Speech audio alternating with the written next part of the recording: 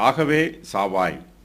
தேவனாகிய கர்த்தர் மனுஷனை நோக்கி, நீ தோட்டத்தில் உள்ள சகல விருட்சத்தின் கனியையும் புசிக்கவே புசிக்கலாம். ஆனாலும் நன்மை தீமை அறியத்தக்க விருட்சத்தின் கனியை புசிக்க வேண்டாம். அதை புசிக்கும் நாளில் சாகவே சாவாய் என்று கட்டளையிட்டார். மனுஷன் மீது தேவனுக்கு அதிகாரமும் ஆளுகையும் உள்ளது. மனுஷன் சிந்திக்கக்கூடியவன், அவன் சுயாதீனமாக தீர்மானம் பண்ணக்கூடியவன். தேவனாகிய கர்த்தர் மனுஷனுக்கு கட்டளையிடுகிறார். மனுஷனோ மனுக்குலத்தார் எல்லோருக்கும் பிரதிநிதியாகவும் முதல் தகப்பனாகவும் இருக்கிறார்.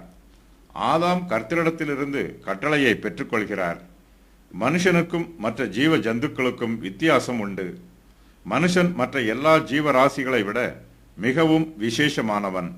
மனுஷனால் மாத்திரமே கர்த்தருக்கு பக்தியுள்ள ஆராதனை செய்ய முடியும். மனுஷனால் கர்த்தருடைய கட்டளைக்கு செவி கொடுத்து அதற்கு கீழ்ப்படிய முடியும். தேவனாகிய கர்த்தர் மனுஷனுக்கு கட்டளையிடுகிறார். தேவனுடைய கட்டளை மனுஷனை சிருஷ்டித்த சிருஷ்டிகருடைய கட்டளையாகும். அது மாத்திரமல்ல, அந்த கட்டளை மனுஷனை ஆளுகை செய்கிற ராஜாவின் கட்டளையாகவும் மனுஷனுடைய எஜமானரின் கட்டளையாகவும் இருக்கிறது. மனுஷன் என்ன செய்ய வேண்டும் என்று தேவனாகிய கர்த்தர் கட்டளையிடுகிறார். தேவனுடைய கட்டளையில் அவருடைய அதிகாரமும் ஆளுகையும் வெளிப்படுகிறது. தேவனாகிய கர்த்தர் மனுஷனை ஏதேன் தோட்டத்திலே வைத்திருக்கிறார். ஏதேன் தோட்டத்திலே ஏராளமான கனி விருட்சங்கள் இருக்கிறது. தேவனாகிய கர்த்தர் மனுஷனை நோக்கி, நீ தோட்டத்தில் உள்ள சகல விருட்சத்தின் கனியையும் புசிக்கவே புசிக்கலாம் என்று சொல்லுகிறார். தேவனாகிய கர்த்தர் மனுஷனுக்கு விடுதலையை கொடுக்கிறார். மனுஷன் தோட்டத்தில் உள்ள சகல விருட்சத்தின் கனியையும் புசிக்கலாம்.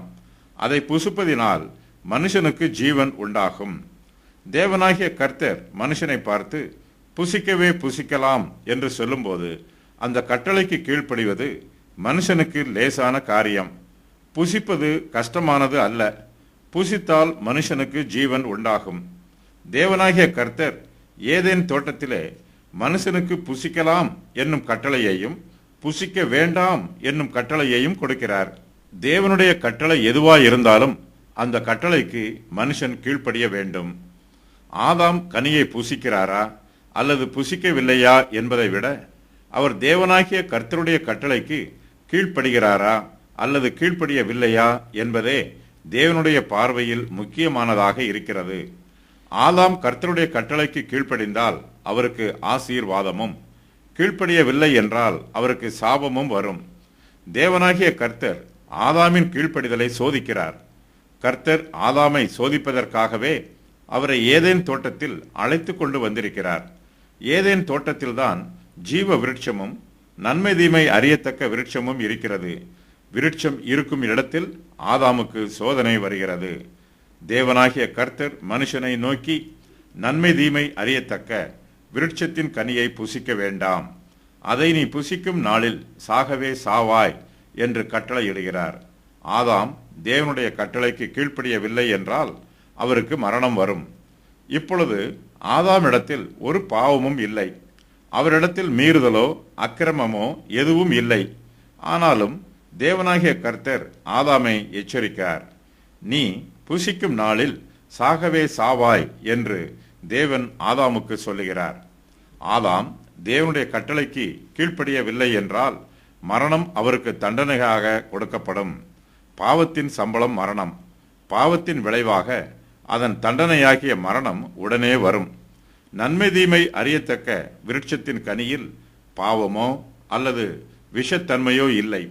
ஆனாலும் ஆதாம் அந்த விருட்சத்தின் கனியை புசிக்க கூடாது என்று தேவன் தடை பண்ணி இருக்கிறார். தேவன் தடை பண்ணி இருப்பதை செய்வது பாவம். நன்மை தீமை அறியத்தக்க விருட்சத்தின் கனியில் நன்மையோ அல்லது தீமையோ இல்லை. தேவன் அதை புசிக்க கூடாது என்று தடை பண்ணி இருப்பதினால் அந்த விருட்சத்தின் கனியை புசிப்பது ஆதாமுக்கு தீமையாகவும் அதை புசியாமல் இருப்பது ஆதாமுக்கு நன்மையாகவும் இருக்கும்.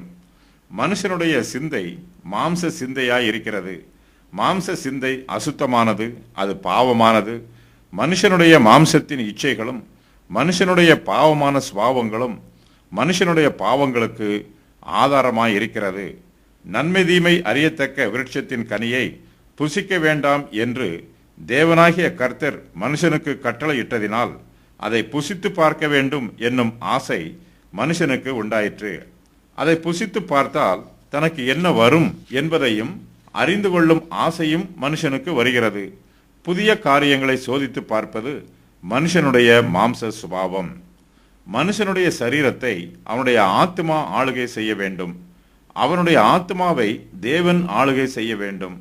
அப்போது மனுஷனுடைய சிந்தை தேவனுடைய சித்தத்திற்கு கீழ்ப்படியும்.